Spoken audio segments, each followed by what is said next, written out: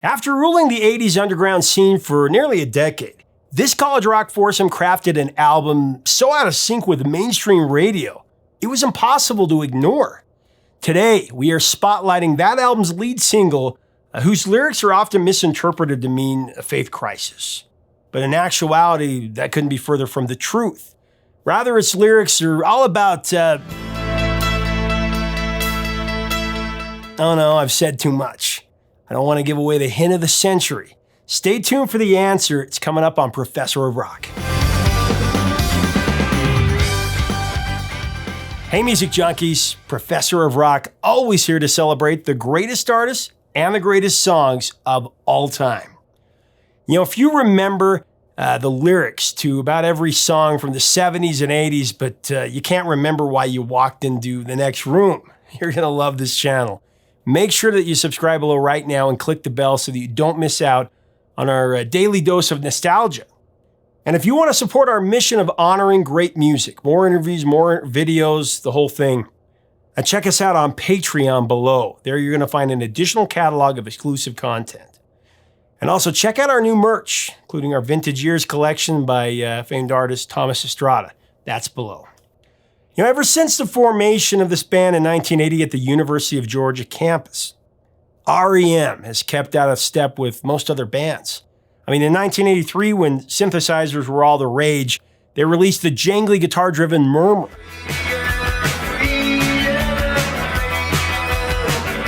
And throughout the 80s, these captains of college rock defied industry expectations so they could build a loyal fan base. It was a slow burn, but R.E.M. couldn't help but gain traction when they broke into the mainstream rock charts top 10 multiple times. I have to admit, R.E.M. is one of my 3 favorite bands ever. Seriously, from 1983 to 1997, every one of their albums were straight A's. Their street cred and their formative years kept them happily living on the fringes of the Hot 100 through most of the 80s. But when The One I Love peaked at number 9 in 1987, and then Stand hit number 6 in 88, it was clear that their days of flying under the radar were all but done. Stand in the place where you live, now face no. And with the release of Out of Time, R.E.M.'s mainstream visibility skyrocketed to global heights. And there was no turning back from there. Out of Time was a noticeable departure from their previous offerings. But even more noticeable was how it stood out from everything else on the radio at that moment. I mean, the week that Out of Time dropped, you had artists like Mariah Carey, Vanilla Ice, MC Hammer, Wilson Phillips, and CNC Music Factory.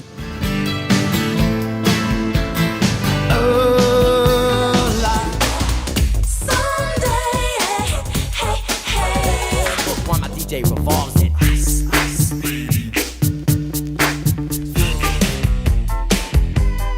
You can't touch this. If you hold on for one more day.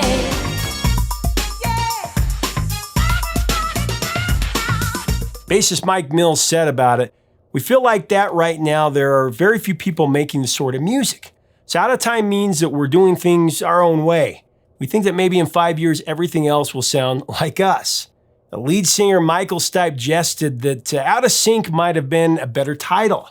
The band actually threw around a number of album titles, as I understand it, before they settled on Out of Time. There was Last Train to Disney World, Imitation Crab Meat, Love and Squalor, Fiction, and The Return of the Mumbles. They were all in play at various times. I don't know how serious they were on some of them.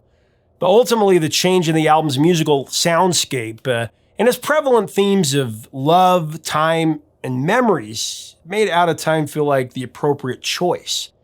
In the context of pop music right now, Michael Stipe said, "I don't think a lot of people are doing what we've done with this record. So in a sense, it's out of time, out of place. It's not really fitting in with what's going on in music right now.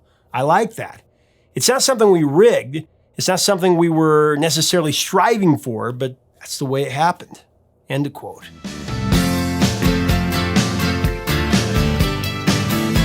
Out of Time was an early ensign that signaled sweeping changes were ahead for the 1990s. The fateful fall of 91, it was fast approaching when the Seattle's grunge darlings, Pearl Jam, Nirvana, Soundgarden, Alice in Chains, they would all take an alternative sound to the masses. Alternative, of course, is what the mainstream called them.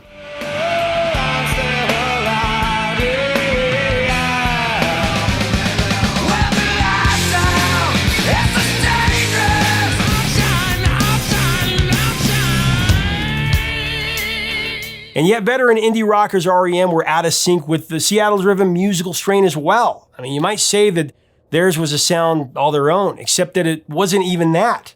In actuality, it was a substantial departure from the indie rock aura fans had come to expect from this band. On Out of Time, R.E.M. downplayed electric guitars in favor of a long list of unconventional instrumentation.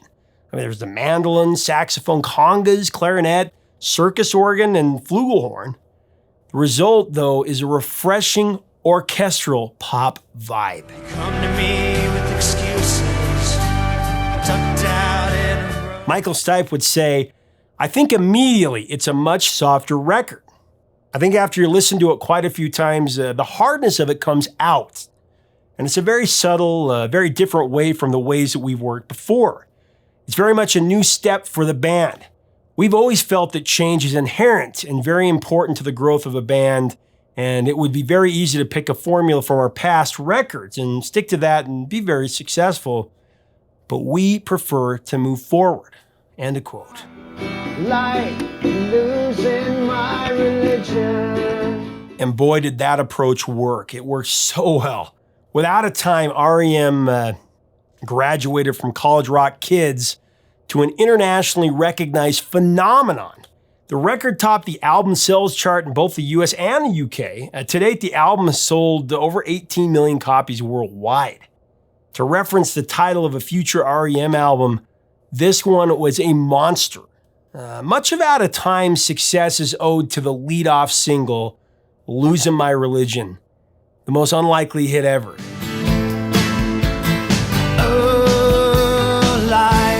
This iconic song, whose origins took shape as Peter Buck strummed on a mandolin while watching a baseball game, it ultimately connected R.E.M. to the masses. It was their biggest hit in the US. It reached number 4 on the Billboard Hot 100. Also went to number 1 on the mainstream rock chart.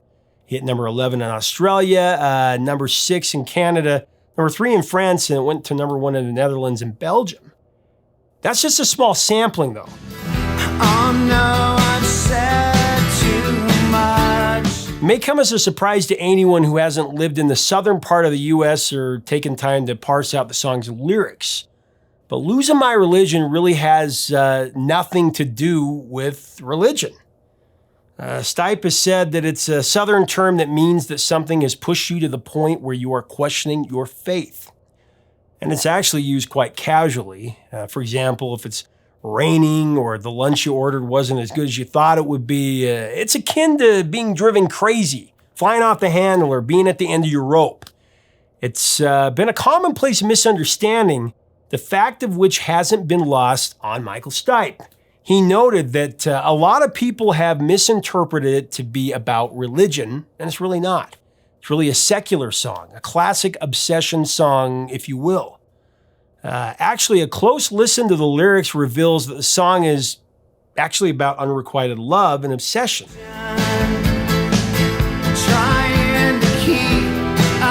Now, Michael Stipe has affirmed this, saying that it was his intention to rewrite the timeless would-be stalker anthem, Every Breath You Take by the Police.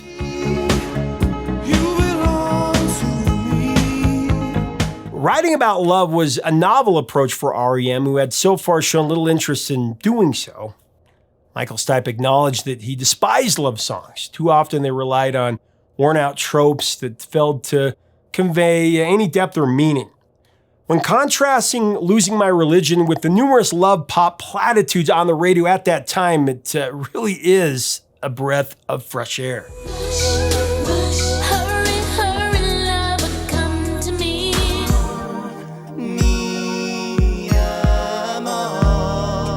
More than words to show you feel.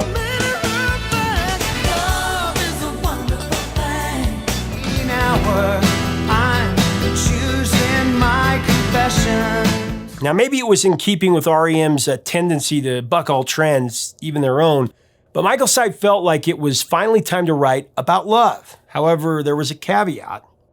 He was going to write about love from someone else's perspective. Think I thought I saw you try. Another common misconception about this song is that it's about Michael Stipe. The lyric, "That's me in the spotlight," may have something to do with that. That's me in the spotlight. Tongue firmly in cheek, Stipe has said that he wishes he'd written "That's me in the kitchen" or "That's me in the driveway." If I ever write an autobiographical record, he said, I'll make it very obvious. I'm trying to do something that Tom Waits and Peter Gabriel do really well, which is to write about things I may or may not have experienced from different points of view. In your eyes, the light, the heat. So for clarity's sake, I'll talk about losing my religion from here on out as if it was from Michael Stipe's perspective, so bear with me here. But keep this previous quote in mind as we go along. Losing my religion is a powder keg ready to blow. In it, Michael Stipe vacillates between restraining his infatuation and revealing it. He has said that there really is no indication that the object of his affection even knows that he exists. So exposing his obsession could come at a great cost. Through the course of this song, though, we follow Stipe as he reaches out and then pulls back again. It's a process that just repeats over and over, and it's pure emotional whiplash. Like a hurt, lost and blind fool. So as the song opens, Michael Stipe definitely plays on a traditional love song device, singing about the lengths that he will go to. Me, the links that I will go to. How many songwriters have relied on the love crutch of, walking 1,000 miles, climbing the highest mountain, or crossing an ocean? Stipe cleverly twists this stale trope to accentuate the enormity of his obsession. He's willing to do absolutely anything at any cost, even to his detriment. Not as an act of valor, but because he is falling into madness. It's kind of a different take on obsession. Obsessive love. The distance in your eyes. The distance in your eyes. That implies an obliviousness to Stipe's desires. It's a distance that cannot be crossed since there's nothing waiting for him on the other side. Then immediately after that, we feel Stipe's regret for betraying his secret. Oh no, I've said too much. I set it up. Oh no, I've said too much. As Michael Stipe continues, we find him hidden in the corner and then naked in spotlight, losing his religion. Like losing my religion. He's reached his breaking point as he sings, trying to keep up with you, and I don't know if I can do it. And I don't know if I can do it. Oh no, I've said too much. I haven't said enough. I haven't said enough. Has this revelation doomed his chances, or does he need to keep talking to convince his love? And the song continues on through whispers and confessions, through watching and blindness. He speaks of flailing fantasies and a slip that brings him to his knees. It's an admission he calls the hint of the century. Consider this hint of the century. So Michael Stipe, he's left it all on the table, it seems. Or has he? I mean, there's this beautiful ambiguity to losing my religion that betrays a straightforward reading. Throughout, Michael Stipe sings, I thought that I heard you laughing. I thought that I heard you sing. I thought that I heard you sing. I think I thought I saw you try. And that was just a dream. That was just a dream. I can't help but wonder if he's actually saying these things out loud, or if this is a conversation happening in his head. Has he really put it all out there, or is he berating himself for, this growing obsession? Either side of the argument is really intriguing. And I guess that's the beauty of listening to music, especially with the great Michael Stipe. To me, one of the greatest poets of the rock era. His lyrics are so cryptic, yet universal. His lyrics allow us to draw our own conclusions and apply our own perspectives to each of his songs. Was just a dream, that's me in the corner. As Losing My Religion closes, Michael Stipe fades out with, "But that was just a dream. Try, cry, why, try. That was just a dream, just a dream, just a dream, dream." Just a dream, just a dream, dream. And then that subtle strumming of the beautiful mandolin. It's just a perfectly unsettling way to undercut any closure we may have hoped for by the end of the song.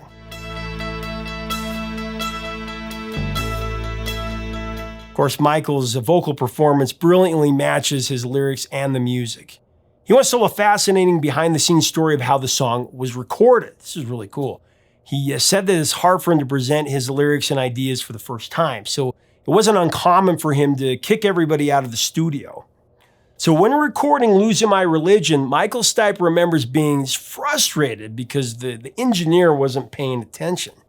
He said, "I'm not a mean person, but I get mean in those moments because you have this idea, as vulnerable as you've ever been, presenting this idea for the first time. I wanted to sing it in one take, and the deliverance could not come across at all as fake or pop. It just had to be heartfelt." These fantasies come flailing around. But to do it in the artificiality of a recording studio with an engineer who is a little sleepy because they had too much barbecue for dinner or whatever it is, I remember very distinctly being really upset. And I also got really hot because I was all worked up, so I took my clothes off. Actually, I recorded the song almost naked. And then when it was done, I walked out. Really, if you think about it, we should all thank that engineer for being off his game that day because it inspired Michael Stipe's hot and bothered tantrum. I mean, we might have missed out on a stunningly raw interpretation of his song. I mean, his performance, his amped up performance captured the authentic emotional depth that Losing My Religion required, maybe even demanded. Consider this. Now, if Michael Stipe's vocal delivery took the song's drama up a couple notches, the music video, it ratchets it up even higher.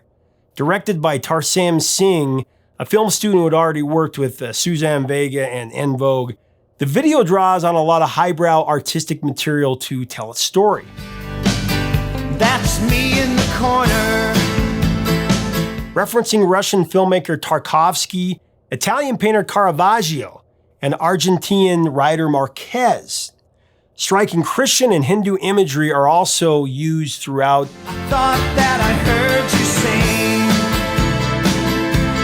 It put an intriguing spin on a song that Stipe has said wasn't about religion. Intercut throughout all of this, Michael Stipe dances and flails around the confines of a somber room. In telling the story of the music video, Michael Stipe first notes its audacity. Failed. What if all these fantasies? He refers to it as a widescreen experience in comparison with the narrow scope of what else was on MTV at the time.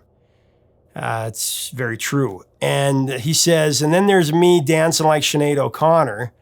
She had a song called Emperor's New Clothes, and she's doing this crazy thing.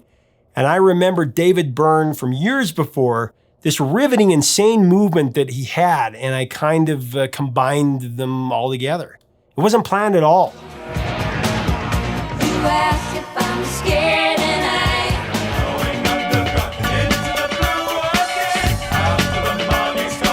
The way Stipe remembers it, Tarsem had actually first tried positioning him in a number of Bollywood poses.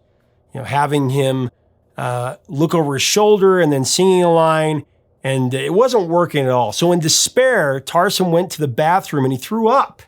He was gone for 30 minutes. When he came back, he and Michael sat down and they had some tea. Tarsem said, "This isn't working." In response to that, Michael Stipe said, "Let me dance. Let me do it my way and see what I can offer." I thought that I heard you laughing. It turned out to be the right choice. Michael Stipe dancing in that confined room tied the whole video together. There was no choreography. He just let the spirit move him. And the results are nothing but phenomenal. His freeform style conveys the urgency of his inner obsession fighting to break free. Contrast that with the stoic stillness of his bandmates in the background, and you intuitively feel the intense tug of war between restraint and release.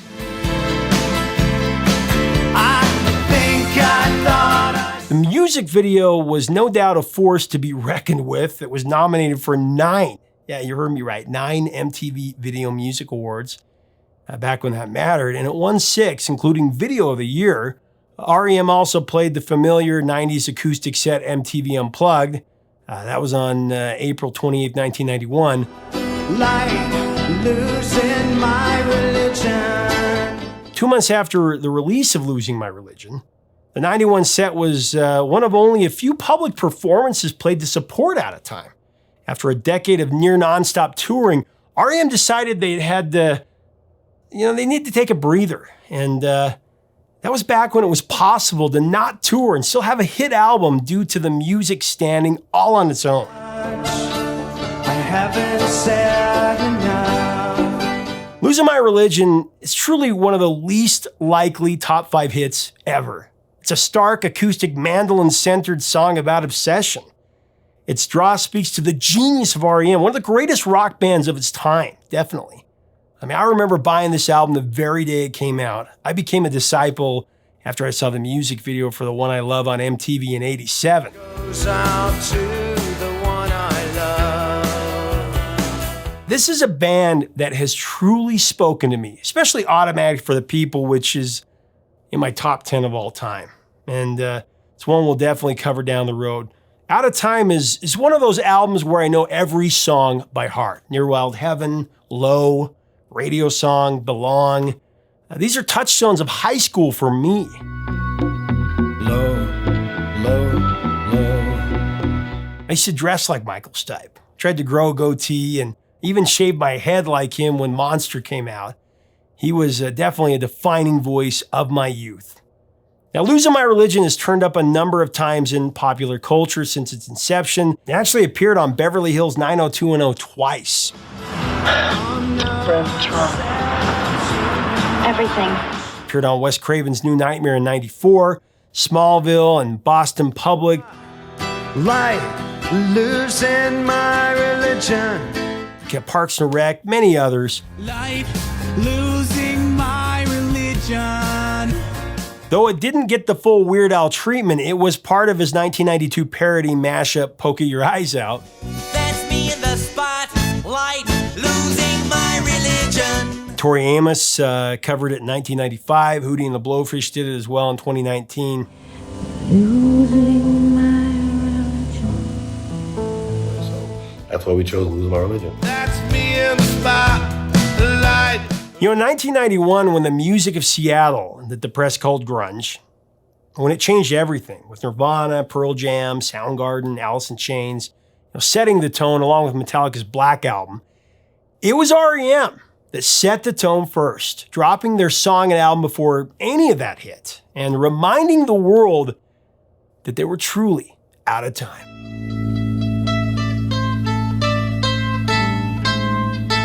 Leave us a comment about R.E.M. and this 1991 classic. Share your memories of this truly wondrous time in music. If you enjoy our 90s content, be sure to check out our installment on Pearl Jam's Alive, released that same year, of course. And if you like our channel, go ahead and subscribe. We'd love to have you. Make sure to hit the bell so you don't miss out. And make sure to check us out on Patreon, as well as our merch. Until next time, 3 chords and the truth, my friends. We'll talk to you soon.